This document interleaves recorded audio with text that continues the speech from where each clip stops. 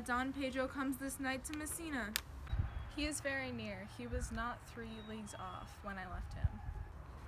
How many gentlemen have you lost in this action? Few of any sort, and none of name. I find here that Don Pedro hath bestowed much honor on a young Florentine, Claudio.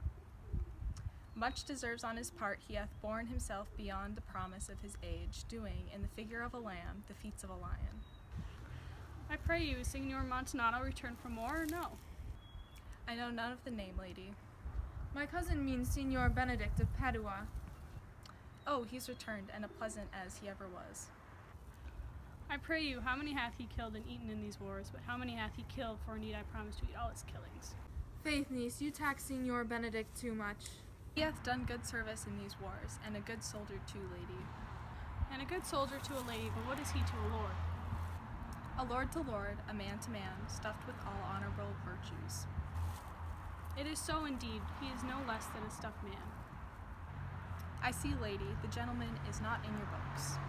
No, and he were, I would burn my study. You must not, sir, mistake my niece. There is a merry war betwixt Signor Benedict and her.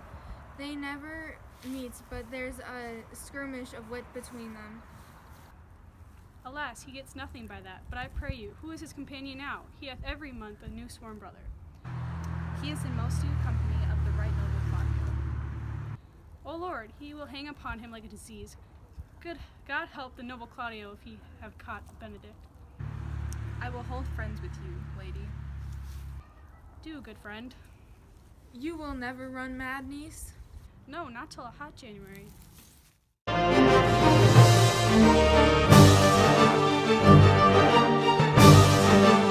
Signor Leonardo, you are come to meet your trouble. The fashion of the world is to avoid cost, and you encounter it. Never came trouble to my house in the likeness of your grace. You embrace your charge too willingly. I think it is your daughter.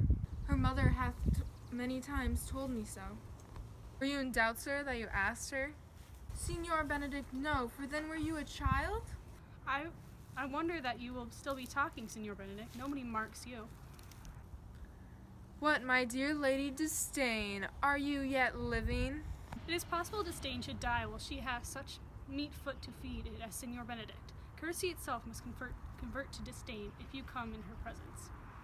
Then is courtesy a turncoat, but it is certain, I am loved of all ladies, only you excepted, and I would I could find in my heart that I had not a hard heart, for truly I love none. A dear happiness to woman. I thank God in my cold blood I am of your humor for that. I had rather hear my dog bark at a crow than a man swear he loves me.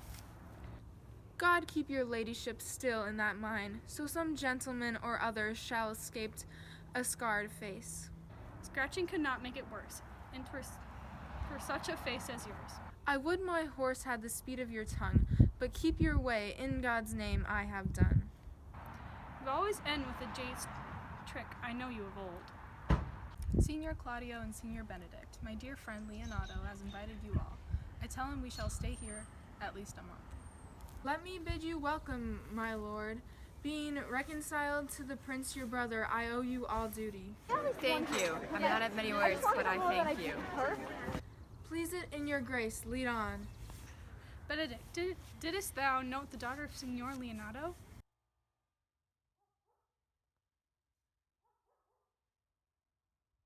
I noted her not, but I looked on her. Is she not a modest young lady? Do you question me as an honest man should do for my simple true judgment, or would you have me speak after my custom as being a professed tyrant for their sex? No, I pray thee, speak in sober judgment. Methinks she's too low for a high praise, and too little for a great praise. Only this condemnation I can afford her, that were she other than she is, she were unhandsome, and being no other but as she is, I do not like her. Thou thinkest I am in sport. I pray thee, tell me truly how thou likest her. Would you buy her that you inquire after her? Can the world buy such a jewel? Yea, and a cause to put it into, but speak you this with a sad brow. She is the sweetest lady that ever I looked on. I can see yet without spectacles, and I see no such matter. There's her cousin, and she were not possessed with the fury, exceeds her as much in beauty as the 1st of May doth the last of December. But I hope you have no intent on turn husband, have you? If Hero would be my wife. It's come to this. Shall I never see a bachelor of 80 again?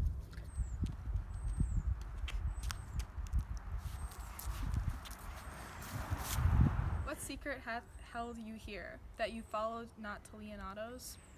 I would your grace would constrain me to tell. I charge thee on thy allegiance. You hear, Count Claudio, I can be as secret as a dumb man. I would have you think so. But on my allegiance, mark you this, on my allegiance. He is in love. With who? Now that is your grace's part. Mark how short his answer is. With Hero, Leonato's short daughter.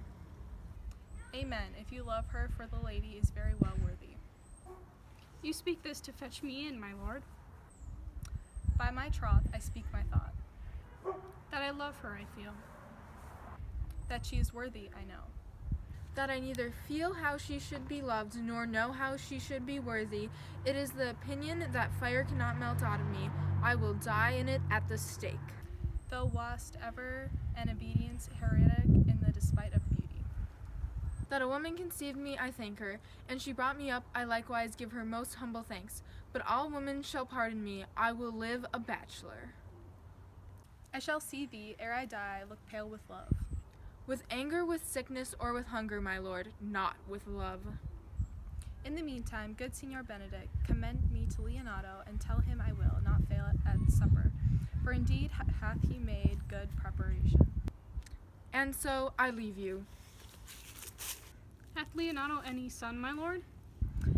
No child but Hero, she's his own heir. Dost thou affect her, Claudio? Oh, my lord, when you went onward on this ended action, I looked upon her with a soldier's eye, that liked but had a rougher task in hand, than to drive liking to the name of love. But now I am returned, and that war thoughts have left their places vacant. In their rooms come thronging soft and delicate desires, all prompting me how to fair young Hero is, saying I liked her ere I went to war. Thou wilt be a lover presently, and tire the hearer of the book of words. If thou dost love fair Hero, cherish it, and I will break with her and with your father, and thou shalt have her. I know we shall have revealing tonight.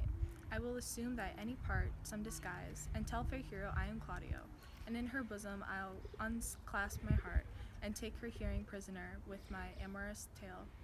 Then after to her father will I break, and the conclusion is she shall be thine.